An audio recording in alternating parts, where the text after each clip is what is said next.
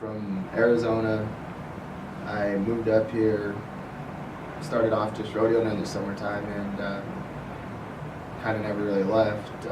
I was given the opportunity to go back. I was glad that a lot of the people here had helped me. I stuck around here for a few winters, as much as I would want or didn't want to. Everybody teases me and calls me a snowbird because I get to come up here in the summertime, but I also stayed up here the past 2 winters just to go to school, and it was a big change. It was a lot of different things, you know. In the wintertime, I usually just hang out at home, shirt and t-shirt. Over here, I had to bundle up, so that was a big change. But I took the opportunity to stick around and go to school here because it pretty much was a lot cheaper here than it is at home, and I was able to get picked to go get on a program, the NIFA program run by Eric Schulen, and which took care of books, fees, tuition, and give you a stipend every 2 weeks as long as you attended classes. So, like anywhere else, that's not really heard of. So I stuck it out and enjoyed the winters here as much as I could. Learned how to snowboard some, and did the fun stuff that you're supposed to do in the winter. Where I'm from, it doesn't snow, so well, it does, but not as much. I think it's a huge opportunity. If you go somewhere else, what I kind of see Montana really takes care of the people that have the tribal colleges, and you can get on some kind of scholarship or some kind of program. And it's really hard trying to do that, anywhere else. Like, to be quite honest with you, like, I paid a lot of money out of pocket just to go to school before, and since I've been here, I never hardly had to pay anything out of pocket. And most people don't realize the opportunity they got here, and I stuck around and took advantage of it, and to better myself, I guess, and I'm glad I did. I don't think there's anywhere else, in the country you can go to and get an opportunity like this. Also, people that take care of me around here are really awesome too. Like, took me in as their own and pretty much accept me as their own, relatives.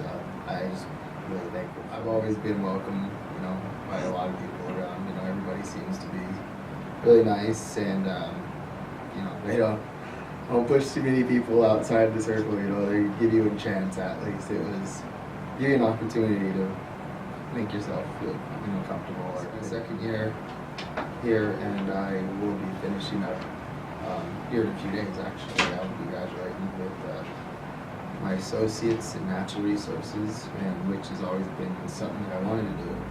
And after being here, I have plans to go on to a 4-year and stay in Montana a little bit longer, I think. So it's kind of the plan right now. I don't know. It's not. I had a couple of opportunities to work for some hydrologists when I was back home in Arizona, and water is a huge. We're pretty much in a water shortage all over the world, not even just here. I'm actually writing a paper about the Middle East and their natural resources and stuff like that. And they're most people, when they think of it, think of them fighting over oil and stuff like that. But for as far back as time can go, they've been mostly fighting over their water resources. And everybody thinks, oh, oil this, oil that. But according to all the reading I've been doing, it's not that. Like, their oil wells and all that is mapped out, and they know who owns this and that. But it's hard for them to decide who owns how much water, or who's entitled to this or that. So when I get home, we also went through a huge water rights settlement like that with our tribe. We won the biggest water rights settlement in the history of the United States for a sovereign nation, is how they put it. And we won a lot of water rights to the Colorado River that runs, on the west side of the state of Arizona. So they have a project that goes from Colorado River and takes water all the way to Tucson, which is south central part of Arizona. So we own we own the rights, we don't own the water, but the rights to, we are able to buy a lot of that water off of there. We're kind of pretty much first priority on it, so it's kind of good. The opportunity I was given, I got to intern with a hydrologist for a year and a half, and really opened my eyes up to and showed me that there's a lot of opportunity in water, and you'd always have a job type of deal. And so eventually I want to go home and work for my tribe, but I think I want to get a little bit outside experience or experience somewhere else before I go back there and try to.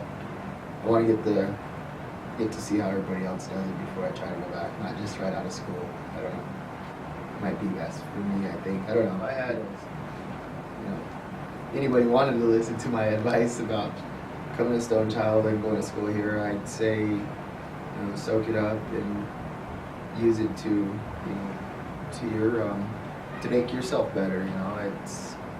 It's here. There's a lot of people around the campus that you might think they really don't care or whatever, but like the cool thing about this place is there's small classes, which everybody always looks for. They understand, like, you go to places where they have big classes, 40, 50, hundreds of people in a class, and you don't get the attention you do here. It's pretty much almost, you could be one-on-one with your instructor here almost all the time. In other places you don't get that opportunity, so use it to your advantage, and best of luck.